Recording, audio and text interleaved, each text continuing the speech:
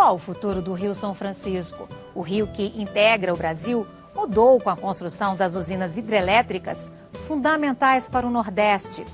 O Repórter Senado de hoje discute aspectos que afetam as atividades econômicas e a vida do Velho Chico. O uso das águas na agricultura, na produção de riquezas. Nossa equipe acompanhou o trabalho da Comissão Externa do Senado, que fiscaliza o andamento das obras da transposição. Neste primeiro bloco, vamos mostrar os impactos na Bacia do São Francisco, que ocupa 7,5% do território nacional. Nessa área extensa, vivem 18 milhões de brasileiros, que têm no Velho Chico uma fonte econômica e de cultura. O rio, que passa por 7 unidades da federação, não apenas integra o Brasil, desperta poesia e paixão. São milhares e milhares e milhões de pessoas que têm o Rio São Francisco como sua referência existencial, afetiva, e não pode ser tratado dessa maneira. Boa parte da ocupação, vindo lá de Pernambuco, e ainda século XVI, século XVII, se deu via Rio São Francisco. Então é um rio que tem um enorme papel na formação, eu diria, de quase do Estado brasileiro, toda uma região do Brasil. Da Serra da Canastra, onde nasce em Minas Gerais, o Rio São Francisco percorre 2.700 quilômetros até encontrar o mar. Escoa no sentido sul-norte pela Bahia, Pernambuco, quando altera o curso para chegar ao Oceano Atlântico, na divisa entre Alagoas e Sergipe. No Alto e Baixo São Francisco, a chuva é abundante. Mas nos cursos médio e semimédio, o Velho Chico passa por uma região seca e de clima adverso. A bacia tem 168 afluentes e se espalha por 504 municípios brasileiros, que abrangem ainda Goiás e Distrito Federal. O Rio São Francisco representa a possibilidade de sobrevivência econômica de milhares de milhões de nordestinos. Se o navegante europeu Américo Vespúcio, que visitou a costa brasileira em 1501 e batizou o Rio São Francisco, chegasse hoje, encontraria um cenário bem diferente. Talvez, com a presença aí de aparelhos, de novas leituras, ele conseguisse achar essa foz do rio, não de uma forma assim tão evidente como foi no passado, pela mudança de coloração, pela própria, a própria transição assim, brutal, diria, entre o rio que veio do interior rasgando toda a terra e chega ao mar, que muda toda a cor, muda todo o formato. Então, naquela hora, certamente se percebeu na época a existência do Grande Rio.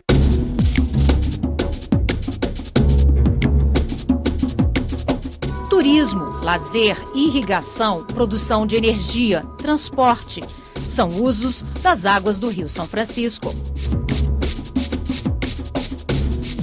A região Nordeste dispõe apenas de 3% da nossa quantidade, digamos assim, disponível de água doce. O São Francisco representa 70% desses 3% para atender a todos os demais usos. O rio aqui é vida, Fora a fruticultura, a gente aqui da região, a gente vive em torno do rio para beber, para se alimentar, para o lazer. São Francisco é muito bonito, maravilhoso. Quando a gente está trabalhando, a gente está sobrevivendo através do rio.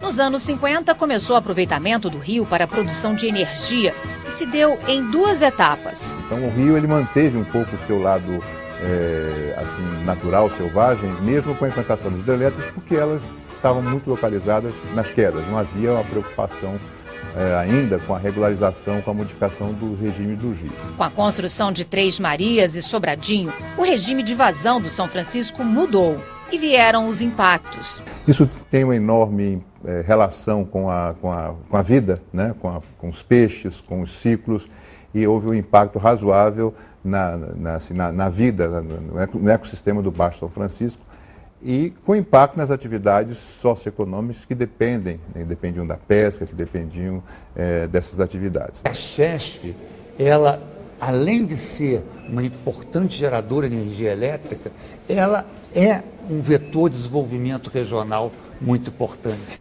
Abaixo, por exemplo, de Xingó, a biodiversidade foi dizimada em 95%. Já praticamente não tem mais pesca artesanal. Todas as cidades do Baixo São Francisco sofreram com isso. As cidades entraram em decadência, as margens do rio foram erodidas, o rio está extremamente assoreado. Um dos efeitos mais danosos é o da cunha salina na foz do rio. Quando a vazão do rio diminui, abaixo, digamos assim, daquilo que é que é a sua vazão natural, então a força do mar, ou seja, da água salgada, vence, digamos assim, numa linguagem bem inteligível, a força do rio. Então há uma tendência nas marés de que a água salgada vá adentrando cada vez mais. Também são problemas o lixo e o esgoto que as cidades lançam no rio. O rio está muito diferente de quando eu era pequena, das histórias do meu pai. Hoje ele está muito assoreado, tem muitas regiões onde eu, desde pequeno que ando, era fundo, hoje está raso, tem muito banco de areia. Cidades aumentaram, a poluição das próprias cidades no rio, a parte de desmatamento das matas ciliares tão grande.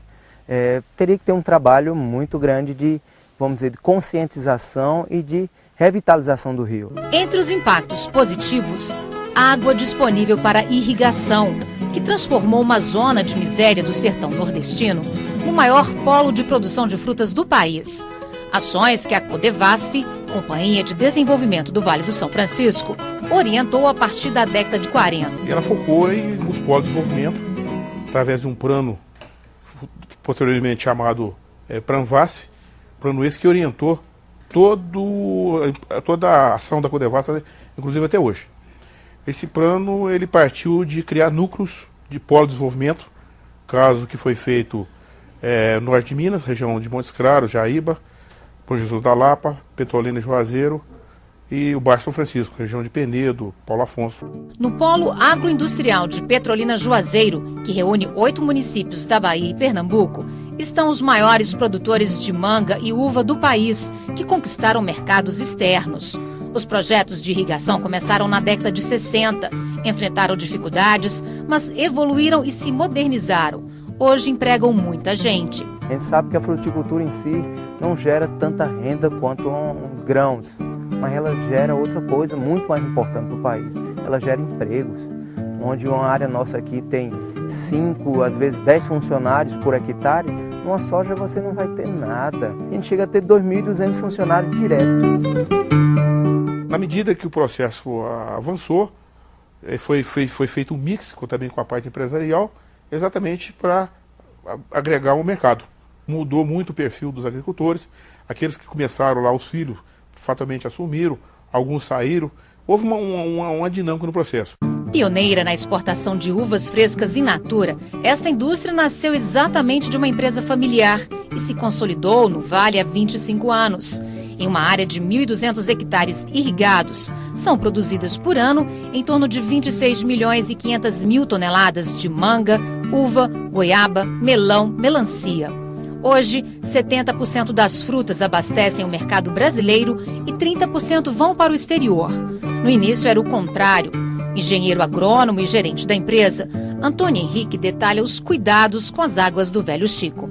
Toda a água nossa que vem de São Francisco, a gente passa ela para o sistema de filtragem para ir para a área, e toda a água é de uso racional. A gente tenta usar o mínimo possível para a planta, sem ter resíduo para o solo, nada de excesso de água sobrando, porque a água hoje também, além de ser muito preciosa, ser muito difícil, também é muito cara, que vem do rio, tem abundância, mas tem que ter um controle, porque fora o consumo da água que é paga, a energia para também fazer essa irrigação também é paga.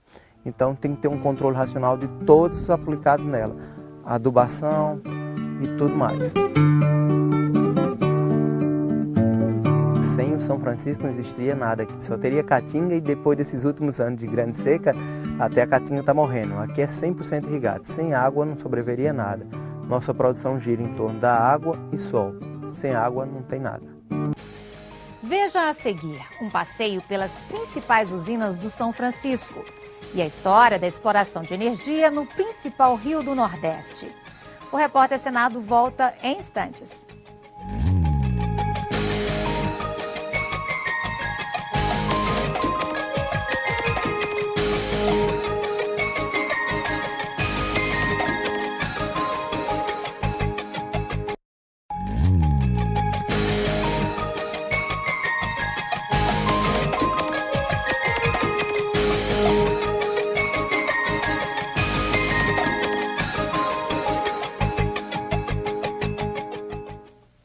bacia do São Francisco tem um peso significativo na geração de energia. Responde por 12% de toda a capacidade hidrelétrica do país. E o potencial ainda não foi todo esgotado. Vamos fazer agora uma viagem pelas principais usinas do complexo Chesf, a Companhia Hidrelétrica do São Francisco. O industrial Delmiro Gouveia foi um visionário. Em 1913, construiu ao lado da Cachoeira de Paulo Afonso a usina de Anchiquinho. Gerou energia para sua fábrica de linhas em Alagoas. Esse carro de boi foi usado para levar o material a um local de difícil acesso. Estava aberto o caminho para explorar o potencial energético do mais importante rio da região Nordeste.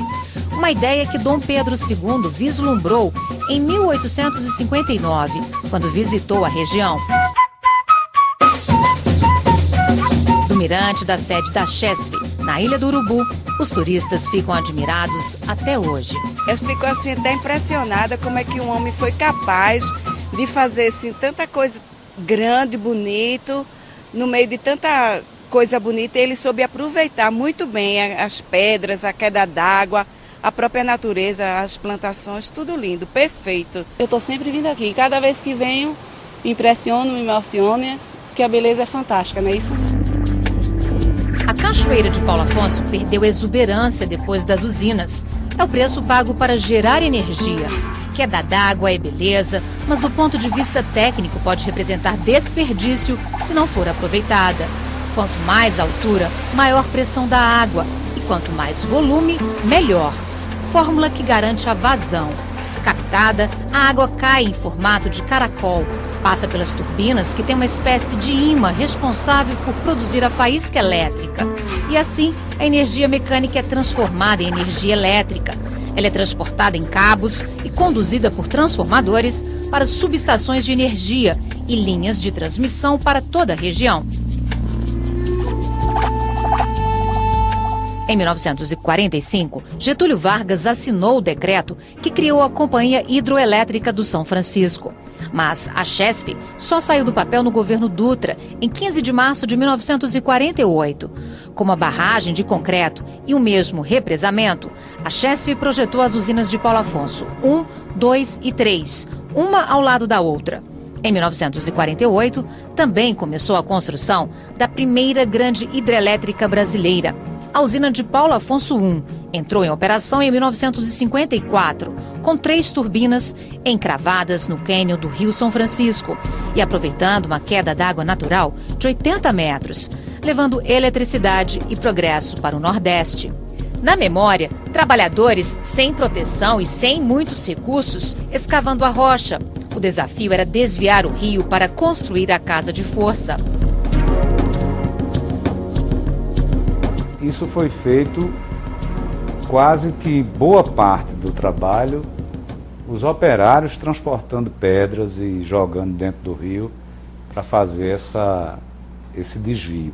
Foi a etapa mais difícil e a partir daí eu acho que a Engenharia Nacional já tinha capacidade para fazer túneis, mas sem a água, né? Quer dizer, precisava era tirar o rio. No ano seguinte, já começava a construção de Paulo Afonso II, que ficou concluída em menor tempo. Em 1961, já estava operando com 6 máquinas. Curiosidade é que se dizia à época que aquela usina ia fornecer energia para o Nordeste até o ano 2000, né? A usina de Paulo Afonso I, com 180 megawatts. O que se observou é que 10 anos depois o Nordeste já tinha absorvido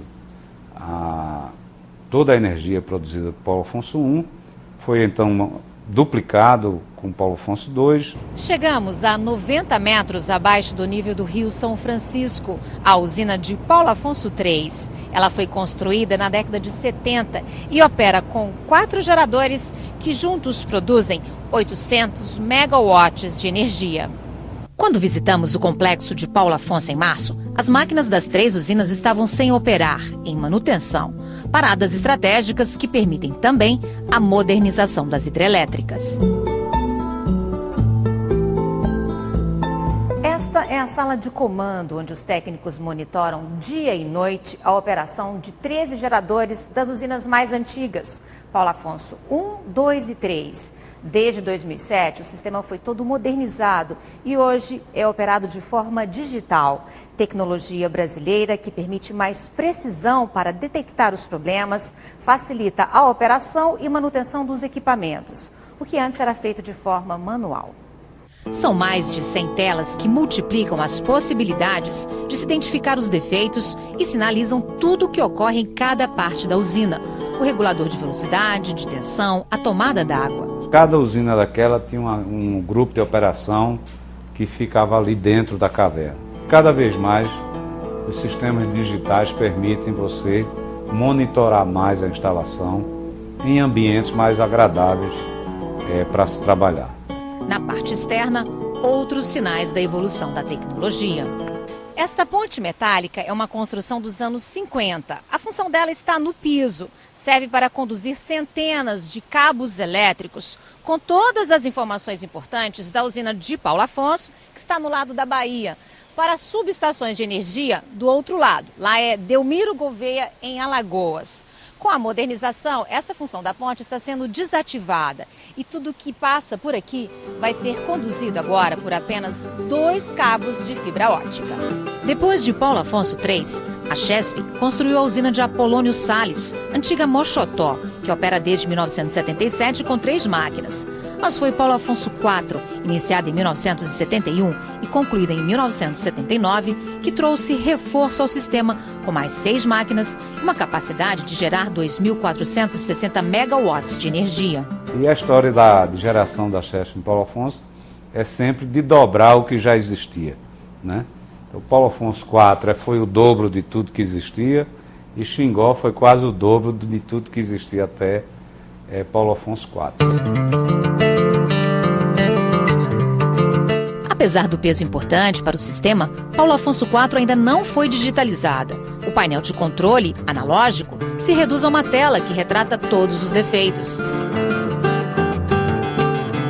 Por serem mais modernas e eficientes, as turbinas de Paulo Afonso IV quase não param. Hoje, com o sistema hidrelétrico de todas as regiões interligado, cabe ao operador nacional do sistema definir de onde vem a energia. A capacidade instalada na Bacia do São Francisco, a energia gerada por essas hidrelétricas, elas representam 70% do consumo de energia no Nordeste. Mas nós temos no Brasil um sistema interligado, ou seja, tem horas quando os reservatórios estão mais baixos na região Nordeste. A região Nordeste importa energia do Norte e do Sudeste e Centro-Oeste, e tem momentos em que os reservatórios estão mais cheios no Nordeste e o Nordeste manda energia para as outras regiões. Então, existe hoje uma cooperação entre as regiões. A 50 quilômetros de Paulo Afonso foi construída em 1979 a usina de Itaparica, que passou a se chamar Luiz Gonzaga, em homenagem ao rei do Baião. Ela fica em Petrolândia, em Pernambuco, e opera desde 1988 com 6 máquinas que produzem 1.479 megawatts de energia.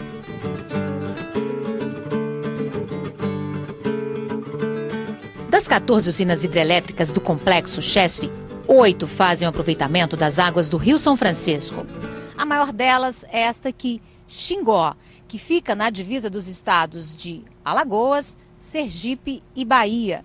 Ela começou a ser construída em 1987, levou 10 anos para ficar pronta e hoje opera com 6 máquinas que geram 3.100 megawatts de energia, podendo expandir para 10 máquinas.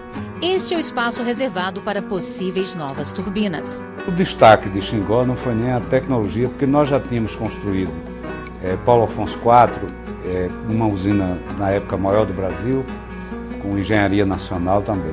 Xingó, certamente, eu creio que ainda é a usina de produção de energia mais barata construída no Brasil, em todo o tempo, né? E isso foi importante. Essa ampliação de Xingó é um projeto que existe para se produzir energia só no horário de ponta. Isso é uma coisa que a EPE, a Empresa de Pesquisa Energética, ainda está estudando, porque o investimento é muito alto para pouca energia. Neste trecho do Rio São Francisco, a profundidade original era de apenas 23 metros. A Chesf fez um túnel, represou o rio para gerar uma queda d'água de 138 metros, um ponto acima das serras de Sergipe. Quem visita a região conhece a história contada pelo ator e guia Fábio, que usa esta maquete 500 vezes menor do que o tamanho da usina de Xingó para ilustrar a obra. A região aqui favoreceu e muito a construção dessa hidrelétrica. Os paredões já estavam prontos, que no caso seriam os paredões do Quênia, tanto os paredões de Sergipe quanto os paredões de Alagoas. A Chesf teve que simplesmente bloquear a frente aqui, o final do cânion, e com isso formar a geração de energia. Xingó foi a primeira usina digitalizada do país, vital para toda a região Nordeste. São 12 comportas, 6 comportas de operação, 6 comportas de emergência. Então, as comportas de emergência, até o momento ainda não foi necessário, não houve a necessidade de a gente abri-las, mas a de operação, sim, elas foram abertas. Sem dúvida alguma, essas usinas lá da Bacia do São Francisco, para você ter uma ideia, as compensações financeiras atendem a cerca de 30 municípios. Em alguns municípios, essa compensação financeira chegam a 20% do orçamento do município. As hidrelétricas da Chesf são um vetor de desenvolvimento regional muito importante. O sistema Chesf responde por 22% da produção nacional de energia. Das 8 usinas da Bacia do Rio São Francisco, a usina de Sobradinho, na Bahia, é a que tem o maior reservatório de água. O lago de Sobradinho é estratégico para todo o sistema. É ele que garante a água para gerar energia nas outras 7 usinas. O reservatório oscila de acordo com a quantidade de chuva e os períodos de seca e foi concebido para suportar até 2 anos de estiagem. O reservatório tem cerca de 320 quilômetros de extensão e capacidade de armazenar 34 bilhões de metros cúbicos de água, formando o maior lago artificial do mundo. Sem chuva na nascente do São Francisco, o reservatório de Sobradinho chega a níveis críticos. Se não fosse Sobradinho e Itaparica, mesmo com todo o parque que tem Paulo Afonso e Xingó, nós estávamos produzindo a metade da energia que o rio produzia para nós. Então, naquela ocasião, foi muito importante a construção do reservatório de Sobradinho, que guarda a água no inverno e mantém a geração de energia por todo o ano e mantém outras atividades com o uso da água na região. A capacidade hidrelétrica do São Francisco ainda não se esgotou. Existem 3 projetos em estudo para o rio. Mas o Brasil investe em tecnologias alternativas e na construção de usinas mais eficientes com impacto ambiental menor, como o de Belo Monte, no Rio Xingu, no Pará. Com certeza a tecnologia empregada na usina de Belo Monte e nas usinas da Amazônia ali, do Tapajós, do Rio Madeira, são todas, como não tem grandes barragens, elas são usinas de fluxo. Então, pela primeira vez no Brasil, nós estamos construindo grandes usinas com turbina bulbo, que é uma turbina de fluxo, ela não depende de queda. Nós estamos falando de capacidades muito parecidas, né? 10.700 megawatts no São Francisco, 11.000 em Belo Monte. Mas em termos de geração de energia, como tem reservatórios nas usinas Nordeste, as usinas do São Francisco, elas gerarão e geram mais energia do que Belo Monte. Uma usina hidrelétrica tem uma vida que ultrapassa 100 anos. O Brasil teve uma sorte muito grande de ter essa riqueza e tem que saber explorá-la bem, explorá-la de maneira sustentável, evitando, minimizando aos máximos o impacto sobre a população, sobre o ecossistema local e tentando maximizar os benefícios que essa fonte pode trazer para o país. No próximo bloco, o polêmico projeto de integração das águas do São Francisco a outras bacias do Nordeste. O andamento e os problemas das obras, quanto vai custar e como deve funcionar o sistema quando tudo estiver pronto. O Repórter Senado volta em instantes.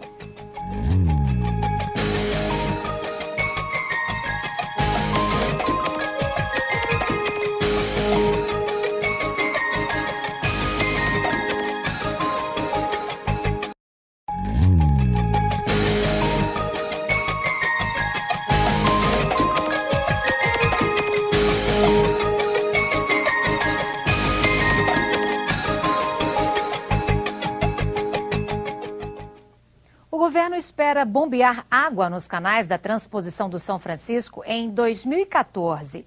O atraso foi causado por uma série de problemas que também aumentaram o custo das obras. O Senado criou uma comissão para fiscalizar o cumprimento do programa. Em 7 anos de obras, o empreendimento executado não chegou nem à metade. Alvo de polêmica e crítica, a ideia da transposição das águas do Rio São Francisco é antiga. Ele data do final da década de 1800, o projeto Dom Pedro II. Temos aquela famosa história de que quando o imperador Dom Pedro II visitou o Nordeste, de que venderia até os brilhantes da coroa para aplicar ali. Ele teve alguns momentos, começou o governo do Fernando Henrique, eu lembro disso, fez alguns ensaios, inclusive parte dele foi elaborado nesse processo.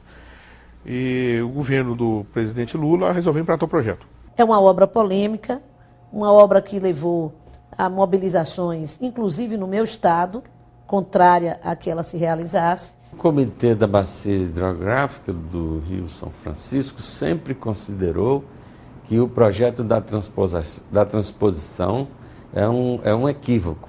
Ele é um projeto importantíssimo para a região, é um projeto que ele vai promover uma outra matriz de desenvolvimento do país. Na realidade, é um projeto que vai atender, né, a concentração ainda mais do poder econômico. É um projeto que visa, na realidade, levar água para onde já tem água.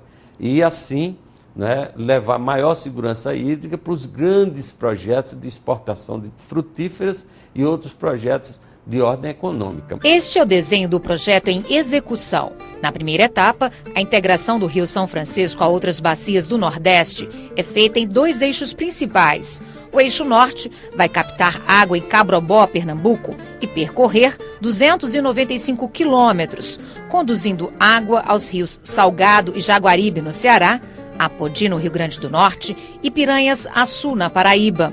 Previsão de beneficiar cerca de 7 milhões de pessoas. O eixo leste, com captação no lago da barragem de Itaparica, no município de Floresta, em Pernambuco, vai percorrer 217 quilômetros até o Rio Paraíba, depois de deixar parte da vazão transferida nas bacias do Pajeú, do Moxotó e da região agreste de Pernambuco. Deve beneficiar mais de 4,5 milhões de pessoas. Nós estamos investindo no PAC 1 e no PAC 2 mais de 30 bilhões de reais em obras de infraestrutura hídrica no Nordeste. E são obras grandes, obras complexas. Segundo o governo federal, o projeto deve ajudar 12 milhões de nordestinos que vivem em regiões sem garantia de água de forma regular. São 391 municípios do Agreste de 4 estados: Pernambuco, Ceará, Paraíba e Rio Grande do Norte. É da garantia hídrica para o Nordeste Setentrional. São 12 milhões de brasileiros que vivem aqui e não querem sair daqui, querem continuar vivendo aqui. O projeto básico foi aprovado em 2001, no governo Lula. Inicialmente orçado em 4,7 bilhões de reais, o custo saltou para 8,2 bilhões. E foi colocado um edital na praça, sem ter os estudos necessários para se conhecer o terreno por onde esse canal ia passar. As obras foram divididas em 14 lotes, executados por vários consórcios de empresas, em ritmos também diferentes. As primeiras licitações são de 2005, mesmo ano em que o Tribunal de Contas da União começou a investigar os editais e contratos. As fiscalizações apontaram uma série de problemas que levaram ao atraso nas obras. Elas deveriam ser concluídas em 2014, mas nenhum contrato vai encerrar dentro do previsto e com o cronograma todo cumprido. Um dos problemas do projeto deficiente é esse. Novos itens ao projeto, os preços vão aumentando e aí ultrapassa o limite dos 25% permitido na lei e aí tem que paralisar a obra, encerrar o contrato e fazer nova licitação. Informações insuficientes para o projeto básico, incongruências com o projeto executivo, casos de sobrepreço, pagamento de valores a mais por serviços não executados, gestão e supervisão deficientes do Ministério da Integração Nacional, lentidão para tomar as providências e resolver os problemas em campo. São as principais conclusões das auditorias do TCU, que sugeriu mudanças e sanções. desses problemas que foram identificados, eles estão naquele contexto dessa investigação do tribunal para a gente identificar os responsáveis por aquelas irregularidades que foram contratadas. Neste trecho do lote 10, o contrato prevê a construção de 39 quilômetros de canais que começaram a ser feitos em agosto de 2008 e deveriam estar concluídos em junho de 2012. Mas os serviços deixaram de ser executados porque houve um impasse entre o consórcio construtor e o Ministério da Integração Nacional. A empresa alegou que a escavação em rocha em áreas como esta aqui tem custos muito mais elevados do que previstos inicialmente no projeto. Uma série de dificuldades que levou à conclusão de que os contratos celebrados seriam insuficientes para poder executar a obra como inicialmente planejado. Isso levou a um amplo processo de negociação com todos os consórcios construtores. Os contratos foram renegociados e os saldos de obra que não couberam dos contratos originais foram motivos de novas licitações. Acompanhamos as duas primeiras visitas dos senadores da Comissão Externa do Rio São Francisco às obras. No eixo norte, a comitiva foi conferir a construção de 2 túneis com 21 quilômetros total de extensão. Os senadores percorreram parte do túnel Cuncas 1, que é escavado na rocha a um ritmo de 30 metros por dia. Eles conheceram a operação do jumbo hidráulico, esta máquina finlandesa que perfura a rocha para carregar os explosivos e abrir caminho. Com pouco mais de 15 quilômetros, o túnel Cuncas 1 vai ligar as cidades de Mauriti, no Ceará, a São José de Piranhas, na Paraíba. E quando estiver pronto, será o maior túnel para transporte de águas da América Latina. Aqui encontramos brasileiros orgulhosos de construir o futuro. Levar água para esse pessoal que precisa. Como é que é trabalhar debaixo da terra, nesse calor, nesse cheiro estranho? Pra mim, eu não me vejo em outro lugar. Porque está no sangue. Meu pai tem 31 anos de mina, meu avô 37 anos de mina, eu já vou com 8 anos, tios, tudo é mina. É muito importante a gente ver exatamente muitos deles mais humildes, simples, mas dando uma contribuição e que, sem dúvida nenhuma, vão ficar na história de terem participado desse projeto, que não só está gerando emprego para eles, mas mais do que isso, vai matar a sede de muitos no futuro. Nós estamos assim deslumbrados com a grandiosidade da obra, o homem vencendo os desafios da natureza.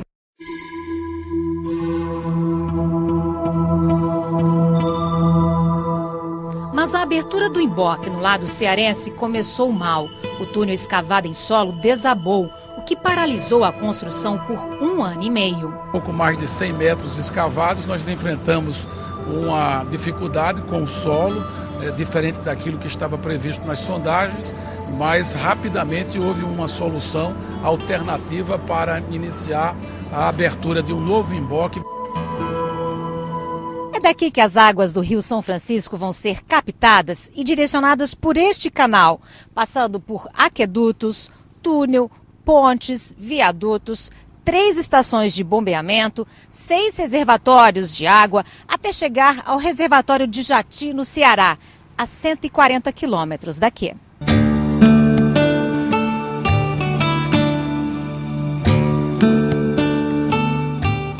Ao longo dos canais que recebem concreto e cortam o sertão agreste, jornada puxada, sol a pino, poucas mulheres.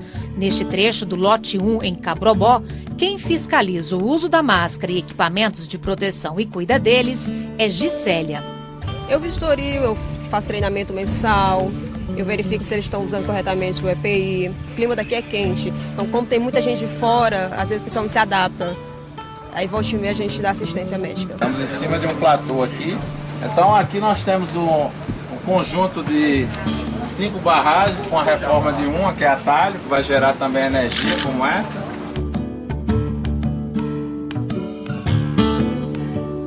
Com 68 metros, a barragem de Jati, no Ceará, é a maior do lote 5. A obra vai ser construída com material retirado da bacia. Técnicos da Universidade do São Francisco acompanham o trabalho para fazer o manejo de animais e de espécies da caatinga com a criação de bancos genéticos. São 38 programas ambientais, incluindo de mapeamento dos sítios arqueológicos. e 118 técnicos em todo o projeto da transposição, a um custo orçado de R$1 bilhão. É necessário ter um inventário florístico. O inventário florístico, a gente tem uma lista de todas as espécies que se encontram no local a ser liberado para supressão.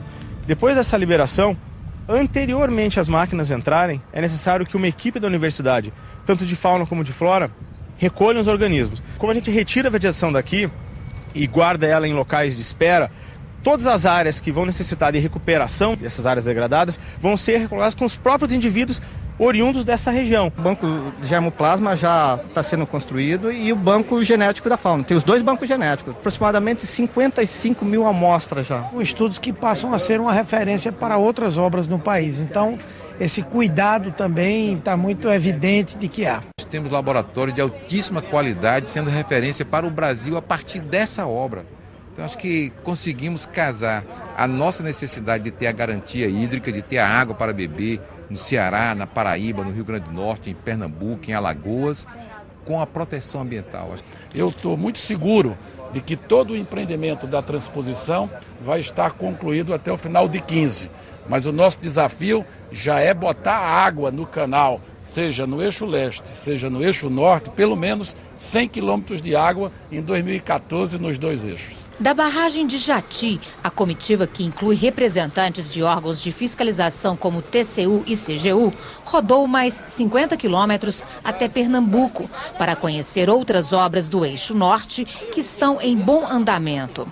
Na região de Mauriti, Ceará, o canal dividiu as terras do fazendeiro Patápio, que cultiva manga há 10 anos e produz 2.200 toneladas por ano para exportação. Por causa das obras, ele perdeu 7.500 pés, 30% da produção, e ficou sem poder cruzar de um lado para o outro da fazenda. Este outro lado do projeto vai se tornar inviável, dado que eu não tenho acesso a ele, a não ser que eu me desloque por uns 10 ou 15 quilômetros para poder fazer algum beneficiamento do outro lado. As obras nas terras dele foram paralisadas em 2012. Para o fazendeiro, existem 2 caminhos para contornar os obstáculos. Uma pequena ponte em cima do eixo do canal, isso aí se apresentaria junto ao Ministério. E o outro lado não, isso aí é judicial, porque a Justiça é quem vai determinar qual o valor dessa indenização do capital de giro da empresa. Seu Patápio não é o único produtor que torce para que as obras terminem sem deixar prejuízos. Existem pelo menos uns 10 produtores nessa situação. Nós precisamos nos sentarmos e resolver essas pendências. Acontece isso. Fizeram o projeto básico e não fizeram o projeto executivo. Se fizeram, eles me mostrem, porque então foi muito mal feito. Como é que você vem trazendo esta água, seccionando, faz uma alvenaria, faz a concretagem, não entra água nessa concretagem, aí já tem outro trecho que tem concretagem, mas não tem água. Isso não existe. Esse canal do São Francisco, para nós, é uma obra que representa um grande benefício. Precisaríamos ter um projeto de execução mais planejado, mais viável, para evitar os desperdícios. O governo não vai pagar 2 vezes por uma obra. Nós temos contratos assinados que definem claramente a responsabilidade. O nosso esforço nesses últimos 2 anos foi evitar a judicialização dos contratos. Não tem nenhum contrato sendo discutido na Justiça e vamos concluir essa obra no mais curto espaço de tempo possível e ao melhor preço possível. No eixo leste, o projeto prevê a construção de 12 barragens ou reservatórios e 6 estações de bombeamento, além de aquedutos, pontes, túneis e adutoras. Os senadores testemunharam situações distintas nas obras que cortam Pernambuco e Paraíba. Serviços interrompidos, outros retomados e obra entregue, a do canal de aproximação, feita pelo Exército. Estamos concluindo essa fase de um processo de reorganização da obra.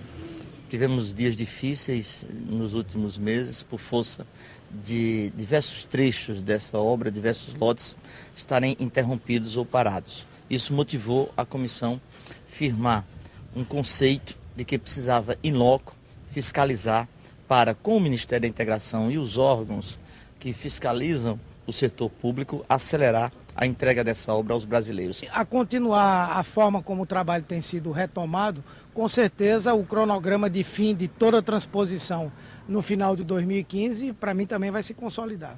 Faltou de fato planejamento, porque fazer uma obra dessa envergadura, dessa complexidade, com um projeto básico, é claro que as chances de dar certo eram praticamente perto de zero. Tanto é que os projetos executivos tiveram que ser feitos e são muito diferentes daqueles que foram elaborados no plano básico. Então houve um grande atraso, a obra aumentou de custo e agora vamos acompanhar, cobrar, fiscalizar para que ela fique no patamar dos 8,2 bilhões que está projetada e esse preço não suba ainda mais e os prazos sejam cumpridos. Esperança tem Dona Maria José, de 70 anos, de se livrar da água salgada e do carro-pipa.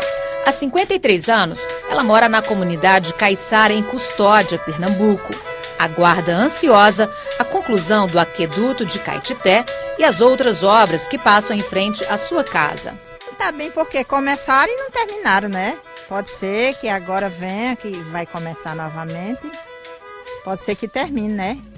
Com fé em Deus. O que a senhora acha que essa obra vai trazer para a senhora? Vai trazer muita bondade, porque é água boa, água do Rio São Francisco, né? E a água daqui é mesmo sal. A pouca que tem, que nós temos, é sal, água de sal. As pessoas dessa região querem essa obra, aprovam essa obra? Querem muito, com certeza. Como será distribuída a água nos canais da transposição? E quem será responsável pelo sistema? Nesta última reportagem, vamos falar dos cuidados e preocupações com a gestão do projeto.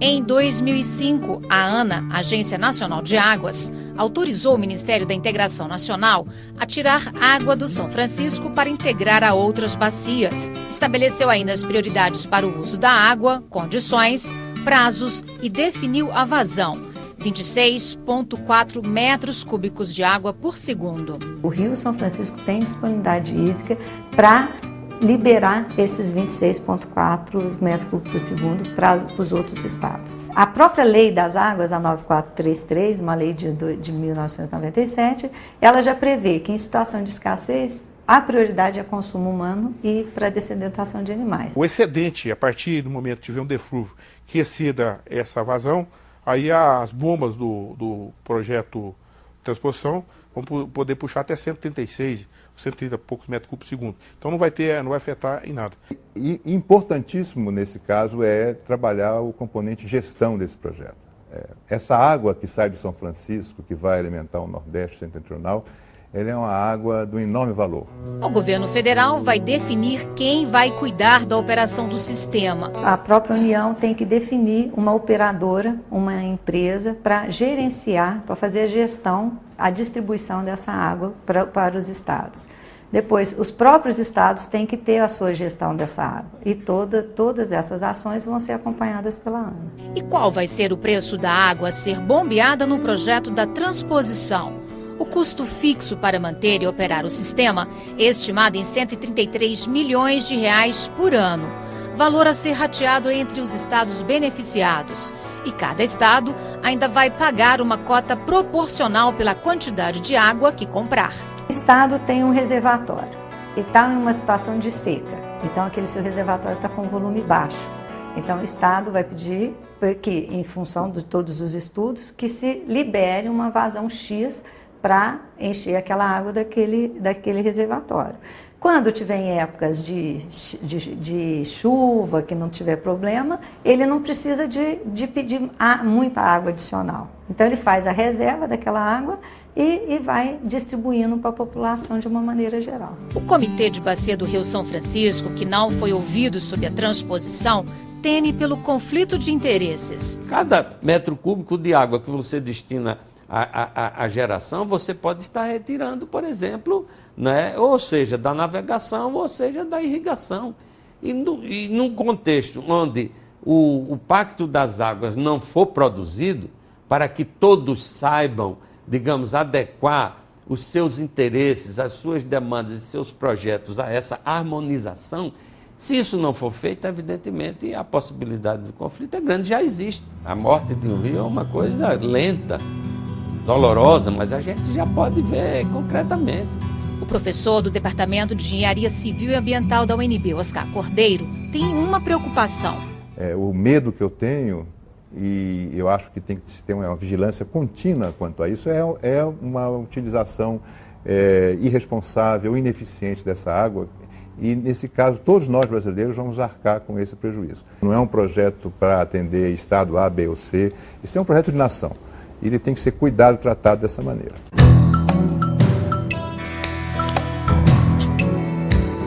E será que a retirada de água para transposição pode comprometer a produção de energia no São Francisco? Isso representa 1% da vazão regularizada do São Francisco. Do ponto de vista energético, a transposição não representa absolutamente nada. Por quê? Porque eu posso substituir essa energia facilmente com fonte eólica, com fonte solar ou com térmica. E acho que no futuro nós vamos tirar muito mais água do São Francisco do que hoje, para essas finalidades. Tem tanta coisa para produzir energia e não tem substituto para a água. Que mesmo que venha a ter, e que não está comprovado, alguma perda da geração de hidrelétrica, de eletricidade, essa perda é totalmente justificada pelos grandes benefícios que vai ter para a população que hoje carece tanto de água. Nós, baianos, sempre reivindicamos principalmente a revitalização do Rio São Francisco. Essa, portanto, é uma obra que, apesar de polêmica, a nossa esperança é que ela possa servir a todo o povo nordestino. Nós nos sentimos à vontade de acompanhar a execução dessa obra, que é salvadora e redentora para os 4 estados que a compõem. Na minha visão, as obras da transposição do Rio São Francisco não têm caminho de volta.